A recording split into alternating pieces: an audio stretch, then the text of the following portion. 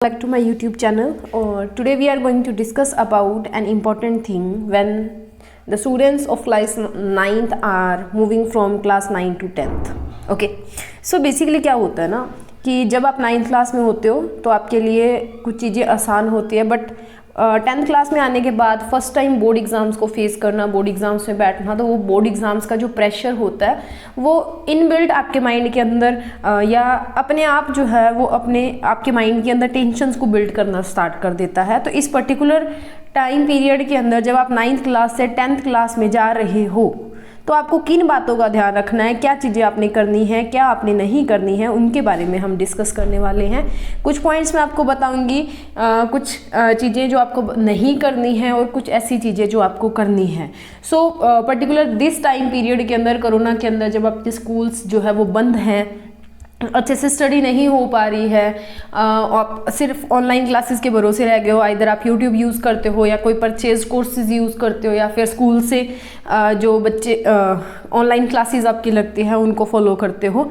So basically एक tension board exams की थी, उसके अलावा एक टेंशन ये और बढ़ गई है कि कब क्या होगा, कैसे होगा। ठीक है, तो कुछ ऐसी चीज़ें हम डिस्कस करने वाले हैं जिन चीज़ों का आपने ध्यान रखना है जब आप 10th की स्टडी करते हो, 10th क्लास के जो भी सब्जेक्ट्स आपने पढ़ने हैं उस टाइम पे। ओके, सो फर्स्ट वन अगर हम बात करते हैं कि इस साल हमें डिस्ट्रैक्शन नहीं डेडिकेशन चाहिए, यानी कि इस साल हमने डिस्ट्रैक्ट नहीं होना। अब डिस्ट्रैक्ट करने का सबसे बड़ा और सबसे मेन कारण है मोबाइल या सोशल मीडिया, जिसको हम बोल सकते हैं।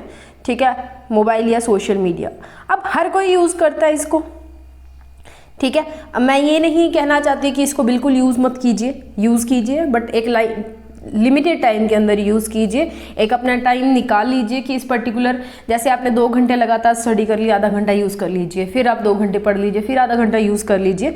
सो एक बैलेंस बनाइए सोशल मीडिया के बीच में और अपनी स्टडी के बीच में। ये नहीं कि जब नोटिफिकेशन की बेल बजी हम गए, फिर क्या होता है, एक नोटिफिकेशन देखने जाते हैं, वो एक के 1000 होते होते टाइम नहीं लगता, स्क्रॉलिंग करते जाते हैं और टाइम वेस्ट होता जाता है, कब घंटा निकल जाता है पता भी नहीं लगता। सो डिस्ट्रैक्शन नहीं आपने लेके आनी, डेडिकेशन लेके आनी है कि मैंने 9 से 11 बजे तक पढ़ाई करनी है, उसके बाद में 11 से 11:30 तक मैंने मोबाइल फ़ोन यूज़ करना है। तो एक डेडिकेशन लेके आइए, एक पैशन बनाइए अपनी स्टडी को, क्योंकि घर पे बैठे हैं, स्कूल में आपका जो आने जाने का टाइम पीरियड था या जो भी फ्री लेक्चर्स होते थे, फ्री टाइम होता था, कुछ एक्टिविटीज़ नहीं हो रही है, कुछ भी नहीं हो रहा, तो आपके पास बहुत ज़्यादा टाइम है कि आप अपनी स्टडी कर सको।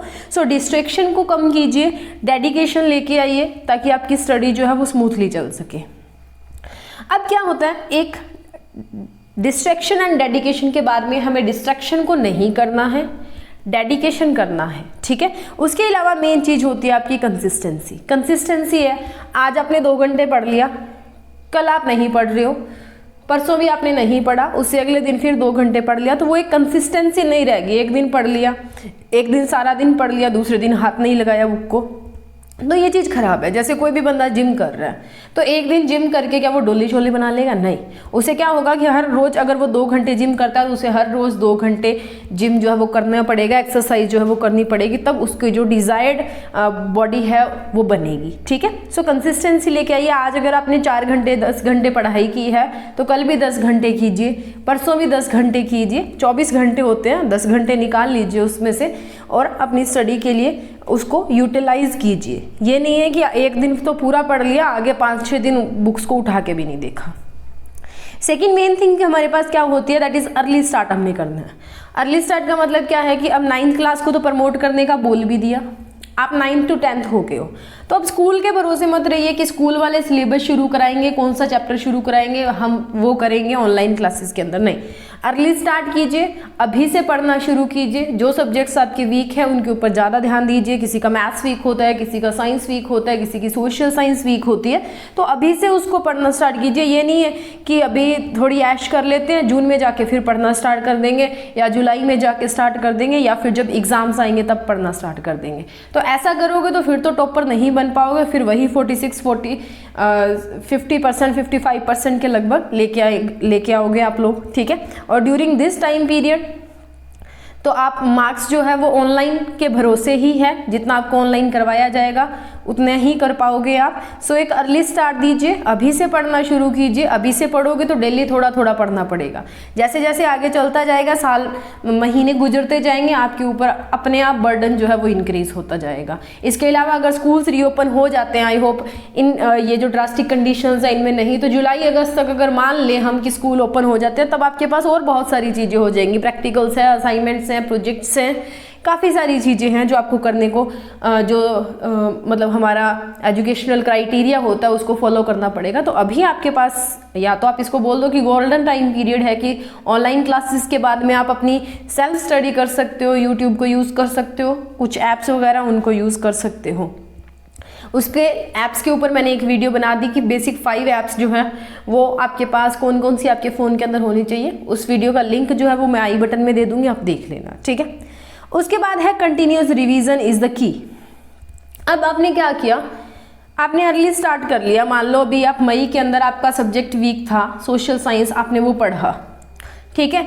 जुलाई अगस्त के अंदर आपने फिर उसको छोड़ दिया। आप बोलो कि मैंने 1 महीने के अंदर सोशल साइंस कंप्लीट कर ली, उसके बाद में पेपरों तक उसके हाथ ही नहीं लगाया, तो फिर वो तो भूलता जाएगा ना, फिर उसके कंसेप्ट्स तो आपको याद नहीं होंगे, ठीक है। तो जब भी आप स्टार्ट करते हो, मान लो 1 मंथ के अंदर, 2 मंथ के अंदर आपका सिलेबस जो है वो पूरा हो जाता है अच्छे से, अगर आप टाइम उसको देते हो तो अब ये नहीं है कि उसको आप छोड़ ही दो कि ये तो भाई मैंने कर लिया, नहीं। डेली का 1 चैप्टर पढ़ लो, उसका साथ साथ रिवीजन करो, इंपॉर्टेंट चीज़ों को अंडरलाइन करो, अपने कंसेप्ट बिल्ड करना शुरू करो और अपनी वीकनेस को अपनी स्ट्रांगनेस बनाइए, ठीक है। अपनी कमजोरी को अपनी जो है वो ताकत बनाइए, ओके। सो ये नहीं है कि हाँ हमने अर्ली स्टार्ट कर दिया, कि हमने अप्रैल मई में पढ़ना शुरू कर दिया, जिसका जो सब्जेक्ट वीक था हमने वो किया, बट उसके बाद में हमने क्या किया, उसको बीच में छोड़ दिया।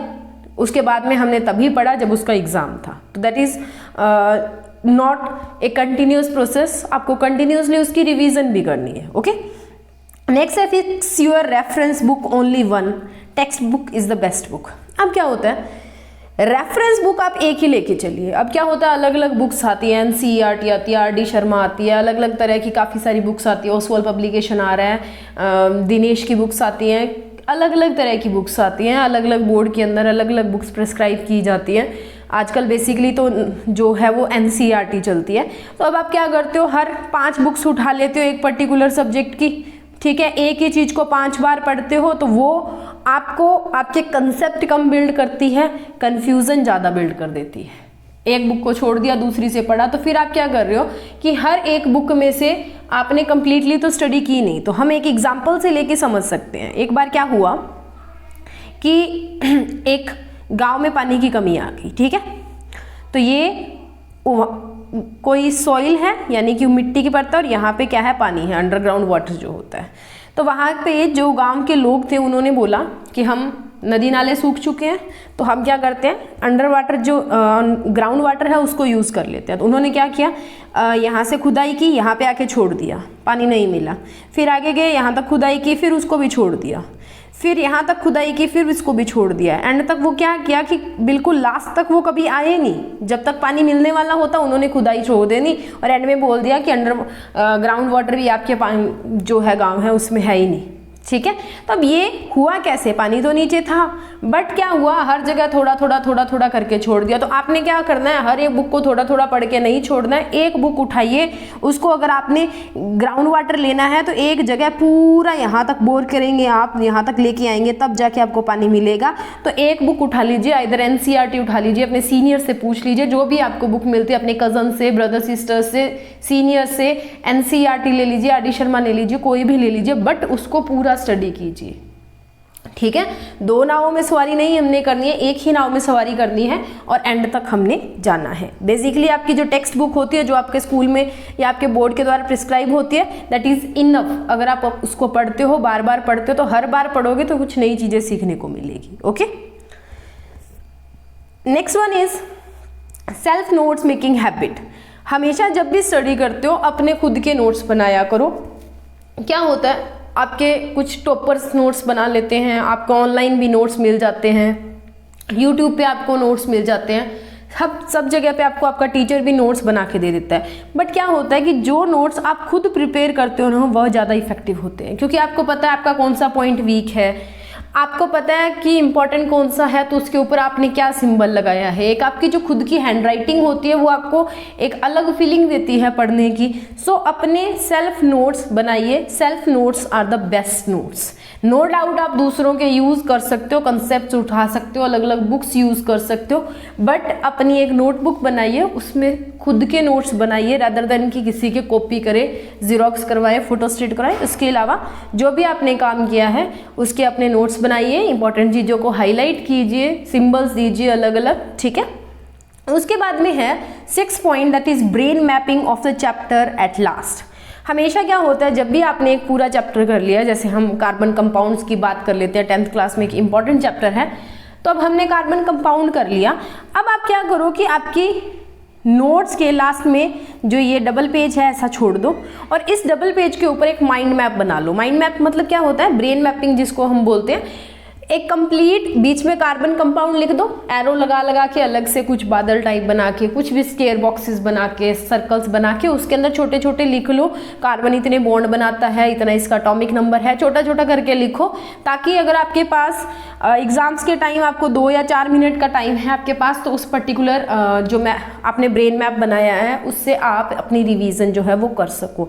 ब्रेन मैप्स सबसे ज़्यादा इफेक्टिव होते हैं, ये चीज़ देखी भी गई है, नोट भी की गई है। तो हमेशा देखिए, आपको गूगल के ऊपर ढेरों माइंड मैप्स या ब्रेन मैपिंग जो है वो मिल जाएगी। किसी भी चैप्टर का आप सर्च करके देख लेना, हज़ारों में पड़ी है। जो आपको इफेक्टिव लगता है आप वहाँ से उठा के अपनी कॉपीज़ में बना लो, ठीक है। Next 7th point, this year is special. अब स्पेशल कैसे हो गया ये साल? अब CBSE ने क्या बोला है, वैसे सारे बोर्ड्स जो है वो आफ्टर CBSE जाते हैं, जितने भी स्टेट बोर्ड्स है, चाहे कोई भी स्टेट बोर्ड है, जो CBSE ने गाइडलाइंस एक बार दे दी वही चलता है। अगर CBSE पेपर कैंसिल कर रहा है तो बाकी बोर्ड्स भी करेंगे, CBSE कुछ मार्किंग स्कीमें चेंज कर रहा है तो बाकी बोर्ड्स भी करेंगे, ठीक है। सो बेसिकली हुआ क्या कि ये साल CBSE ने क्या बोल दिया कि आपके कंपिटेंसी बेस्ड क्वेश्चंस आएंगे, यानी कि कंपटीशन के अंदर जो एग्जाम्स, कंपटीशन एग्जाम्स के अंदर जो क्वेश्चंस आते हैं उस तरह के क्वेश्चन आएंगे। और कंपटीशन एग्जाम्स के अंदर इन डेप्थ क्वेश्चंस पूछे जाते हैं। कंसेप्चुअल लर्निंग, एक पर्टिकुलर कंसेप्ट है, कार्बन 4 बॉन्ड बनाता है, ठीक है। तो 4 बॉन्ड वो क्यों बनाता है, ठीक है, उसकी क्या क्या प्रॉपर्टीज हैं। अब वो जो 4 बॉन्ड बनाए हैं उनका नेचर क्या है, यानी कि बाल की खाल निकालेंगे वो इस बार। तो इसलिए आप ये नहीं कर सकते कि आपकी एक कॉपी थी उसमें 6 पेज थे, आपने पढ़ लिए तो आपके पेपर में अच्छे मार्क्स आ जाएंगे। नो डाउट आपके मार्क्स आएंगे, बट अच्छे नहीं आएंगे। अच्छे तब आएंगे जब आप कंसेप्ट्स को साथ में पढ़ के जाओगे, ठीक है। नेक्स्ट वन इज, कौन सी बुक्स यूज करूं? अब बुक्स कौन से यूज करें? NCERT पढ़ें, RD शर्मा पढ़ें, दिनेश पढ़ें, ओसवाल पब्लिकेशंस पढ़ें, कौन सी बुक्स पढ़ें, ठीक है। तो उसके लिए बेसिक बात बताती हूँ, आप वो बुक्स उठा लो अभी इस पर्टिकुलर प्रॉब्लमेटिक टाइम पीरियड के अंदर जो आपको इजीली मिल जाती हैं। आप अपने सीनियर से बुक्स ले लीजिए, उनको टीचर्स ने कौन सी बुक्स प्रिस्क्राइब की थी ले लीजिए। अपने ओल्डर बड़े बहन भाई जो हैं उनसे आप मदद ले सकते हो, ठीक है। अपने फ्रेंड्स के साथ, कजन्स के साथ कनेक्ट कीजिए, आस पड़ोस में जो बच्चे हैं उनके साथ कनेक्ट कीजिए, अपने टीचर्स से हेल्प लीजिए, जो आपको इजीली मिलती है। कोई भी एक बुक ले लो, चाहे वो NCERT ले लो, चाहे किसी भी स्टेट बोर्ड की प्रिस्क्राइब बुक्स हैं वो ले लो, आपकी मर्जी है। पीछे जो आपके सीनियर्स थे उनसे ले लो, उनको पता है कि कौन सी बुक्स जो है वो उसमें रखी है। तो अपनी बुक लीजिए, उसमें अपने अकॉर्डिंग मार्किंग कीजिए कि ये मेरे को चैप्टर नहीं आता, ये मेरे को इतनी बार पढ़ने की ज़रूरत है। एक अपनी बुक की, एक अपने नोट्स की फीलिंग ही अलग होती है। तो बुक आप कोई भी ले सकते हो, कोई भी बुक खराब नहीं होती, बट यहाँ पे इतना देखिए कि उसके अंदर जो एरर्स हैं, मिस्टेक्स हैं वो कम हो। कोई भी बुक आप ले लो, कंसेप्ट सेम ही होते हैं। कार्बन जो है वो NCERT में भी 4 बॉन्ड बनाता है, बाकी कोई और आप पब्लिकेशन की बुक लोगे तो भी 4 बॉन्ड बनाएगा। आपका कंसेप्ट सेम होता है, बट लैंग्वेज में थोड़ा सा फर्क आ जाता है, okay. Next one is 3rd point, online पढ़ के कैसे होगा। अब आप बोलो कि पहले तो हम ऑफलाइन स्कूल जाते होते थे, अब ऑफलाइन स्कूलिंग तो होती नहीं है, तो हम ऑनलाइन कहाँ से कैसे पढ़ें, क्या पढ़ें, कौन सा अच्छा होगा, कौन सा अच्छा नहीं होगा। सो ऑनलाइन पढ़ के भी एक बैलेंस बनाइए, ऑनलाइन और ऑफलाइन स्टडीज़ के बीच में अपना खुद को डेडिकेट कीजिए। मान लो आपकी 4 या 5 घंटे की 6 घंटे की ऑनलाइन क्लासेस लग रही है स्कूल की, उसके बाद में थोड़ा ब्रेक लीजिए, उसके बाद में ऑनलाइन स्टडी कीजिए। कंसिस्टेंट रहिए। भाई मैंने इतने घंटे डेली पढ़ना है, 10 घंटे 12 घंटे तो पढ़ना ही है। टाइम को मैनेज कीजिए, टाइम टेबल बनाइए अपना। उसके अलावा जो आपने पढ़ा है उसको कम से कम 1 घंटा डेली रिवीजन जो है वो जितना पढ़ा है उसकी रिवीजन कीजिए। अपने डाउट्स को सेपरेटली लिखिए, नेक्स्ट क्लास के अंदर टीचर से पूछिए। अगर नहीं पूछ सकते तो पिछली वीडियो जो मैंने बताई थी 5 ऐप्स में, तो उन ऐप्स के अंदर कुछ ऐसी ऐप्स भी हैं जो डाउट सॉल्विंग ऐप्स हैं, जैसे ब्रेनली हो गया, डाउट नट हो गया। गूगल के ऊपर डालिए, आपको अच्छी अच्छी एक्सप्लेनेशंस जो है वो देखने को मिलेगी। तो एक बैलेंस बनाइए ऑनलाइन और ऑफलाइन स्टडीज़ के अंदर। एक आप ये भी कर सकते हो कि मान लो आप कोई किसी कोचिंग क्लासेस में जा रहे हो, अच्छे से नहीं हो रही है, वो ऐसे ही चल रही है, तो आप उसको स्किप कर दीजिए। अपना जो कोर्स आपने या तो ऑनलाइन लिया है या यूट्यूब से लिया है उससे पढ़िए, ठीक है। Next one is time management कैसे होगा। अब टाइम मैनेजमेंट, भाई बहुत सारे टाइम के इश्यूज आते हैं। अब स्टडी के लिए टाइम निकले ना निकले, सोशल मीडिया के लिए, गेमिंग के लिए, और कुछ छोटे जो बाबू शोना वाले होते हैं उनको भी अपने बाबू और शोना के लिए टाइम निकल जाता है, पर स्टडी के लिए टाइम नहीं निकलता है। इन चीज़ों के लिए जहाँ पे आप गेम्स खेलते हो या सोशल मीडिया यूज़ करते हो या जो अपने बाबू के लिए या शोना के लिए टाइम निकालना चाहते हैं वो अपने आप निकल जाता है, नो डाउट। याद आई बाबू की, फ़ोन कर लिया, ठीक है। बट स्टडी ही आपका बाबू और आपका शोना होना चाहिए, तभी जाके बात बनेगी, अदरवाइज नहीं बनने वाली। अभी मैसेज करके या फ़ोन करके बोलोगे मेरे बाबू ने खाना खाया, तो बाबू खाना खा लेगा, हो सकता है बाबू पढ़ भी ले, आप पीछे रह जाओ, आपका बाबू आपको डिच करके आगे निकल जाए, ठीक है। सो पहली बात, एक एप्रोप्रिएट टाइम टेबल बनाओ अपने शेड्यूल के अकॉर्डिंग। आपके घर का आपको पता है, आप कितना पढ़ सकते हो वो आपको पता है। ये नहीं है कि किसी का टाइम टेबल उठा लिया, भी ये पूरा रामबाण इलाज है, अगर ये टाइम टेबल तू फॉलो करेगा तो तेरे 95% प्लस मार्क्स जो है वो आएंगे, ठीक है। जरूरी नहीं है, उस इंसान ने बनाया वो अपने अकॉर्डिंग बनाया, आप अपने अकॉर्डिंग बनाइए। आपकी फैमिली की, आप कहाँ पे रहते हो, आप कैसे पढ़ सकते हो, क्या आपके सब्जेक्ट्स हैं, कैसे आप पढ़ना चाहते हो, वो चीज़ें आपके ऊपर बेस्ड है, आपकी कैपेसिटी के ऊपर बेस्ड है। तो अपने अकॉर्डिंग टाइम टेबल बनाइए, दूसरों का कॉपी मत कीजिए। अब टाइम निकाल कैसे सकते हो, कोचिंग और ऑनलाइन क्लासेस जो आपकी होती है, ठीक है, एक सब्जेक्ट की 1 घंटा लगाएं तो 1 घंटा तो होती नहीं, 40 मिनट्स होती हैं, तो 5-6 घंटे में निकल जाती हैं, ठीक है। बाकी ऑनलाइन कोर्सेज आप उसके बाद अपना स्टडी कर सकते हो। ये जो बाबू शोना का टाइम है आपका घंटे, 1.5 घंटे, 2 घंटे का, इसको थोड़ा रिड्यूस कीजिए और इसमें से जो टाइम बचता है वो अपनी स्टडीज़ को दीजिए। उसके अलावा कोई अदर एक्टिविटीज़, अब अदर एक्टिविटीज़ में पबजी जो बच्चों को सबसे ज़्यादा ख़राब करता है वो वापस आ चुका है, तो अगर उसमें आप टाइम अपना वेस्ट कर रहे हैं तो मत कीजिए, क्योंकि उससे कुछ नहीं मिलने वाला, पढ़ोगे तो ही आगे बढ़ोगे, ठीक है। उसके बाद नेक्स्ट बात करते हैं, कौन सा ऑनलाइन कोर्स अच्छा होगा। अब YouTube पे एक टॉपिक डालो, हज़ारों वीडियोस आपको देखने को मिलेगी। गूगल पे एक टॉपिक डालो, लाखों का कंटेंट आपको देखने को मिलेगा। एक पर्टिकुलर सब्जेक्ट्स के टॉपिक के ऊपर हज़ारों पेज के नोट्स आपको देखने को मिल जाएंगे। तो हम कौन सा कोर्स जो है वो लें, तो उसके लिए कुछ पॉइंट्स जो है वो अपने माइंड के अंदर रखिए। पहला तो अगर आप YouTube के ऊपर सर्च कर रहे हो तो सबसे पहले देखो कि वो कोर्स जिसके रिव्यूज़ ज़्यादा हैं, आप व्यूज़ देखिए, उसके वीडियो के सब्सक्राइबर्स देखिए, उस चैनल की कंसिस्टेंसी को देखिए कि वो सिलेबस पूरा करवा रहे हैं, उनकी फैकल्टी को देखिए, एक आधा वीडियो वॉच करके देखिए। अगर आपको अच्छा लग रहा है तो आप देख लीजिए उसको, ठीक है। उसके अलावा आप अपने सीनियर से पूछ सकते हैं, अपने टीचर से पूछ सकते हैं कि कौन सा चैनल बेस्ट है यूट्यूब के ऊपर, वो आपको बताएंगे। जैसे आप एडुमंत्रा से सीख सकते हो, ठीक है, शोभित नारायण हैं, उनके नोट्स काफ़ी अच्छे होते हैं, वहाँ से सीख सकते हो। फिजिक्स वाला आप यूज़ कर सकते हो। बहुत सारी CBSE के नाम से एक चैनल है, आप वो यूज़ कर सकते हो। Delhi school of education board जो है वहाँ पे टीचर्स का अपना एक यूट्यूब चैनल है, वहाँ से आप सीख सकते हो। काफ़ी सारे NCERT का अपना चैनल है, आप वहाँ से सीख सकते हो। तो इफ़ेक्टिविटी देखिए, ज़रूरी नहीं है कि आप कोई किसी ने बोल दिया कि ये बढ़िया है उसकी समझ आपको भी आए। देखिए उसके रिव्यूज़ अच्छे होने चाहिए, जो आपको इजीली समझ आ जाए, ऐसी भाषा का उन्होंने यूज़ किया हो। अगर आप किसी भी मीडियम में हैं, हिंदी, इंग्लिश, पंजाबी, वटेवर, ऐसा कोर्स जो इनकम्प्लीट ना हो, यानी कि उनके अंदर कंसिस्टेंसी होनी चाहिए कि पूरा सिलेबस वो आपको पूरा करवाएं इस चीज़ की। ये नहीं है कि अधर में आपको छोड़ दिया फिर आप लटक रहे हो, 2 महीने बाद नया चैनल ढूंढ रहे हो, ठीक है। इसके अलावा आप अपने सीनियर्स की हेल्प ले लो, टीचर्स की हेल्प ले लो, कजन सिस्टर्स या ब्रदर्स जो हैं उनकी हेल्प ले लो कि कौन सा चैनल बेस्ट है, वहाँ से भी आपको इन्फॉर्मेशन मिल जाएगी। Okay, now thank you so much for listening, thank you so much for watching. अगर वीडियो अच्छा लगा तो प्लीज़ वीडियो को लाइक कीजिए, शेयर कीजिए और चैनल को सब्सक्राइब करना मत भूलिए। ऐसे वीडियोस आपके मोटिवेशन के लिए आगे भी अपलोड होते रहेंगे। So thank you so much again for watching my video. अपने कमेंट्स जो है वो प्लीज़ कमेंट सेक्शन के अंदर बता के जाइए। इसके अलावा अगर कोई आपकी और क्वेरीज है वो भी कमेंट सेक्शन के अंदर आप मेरे को बता सकते हो, उनका भी सोल्यूशन आपको वीडियो के थ्रू प्रोवाइड किया जाएगा। सो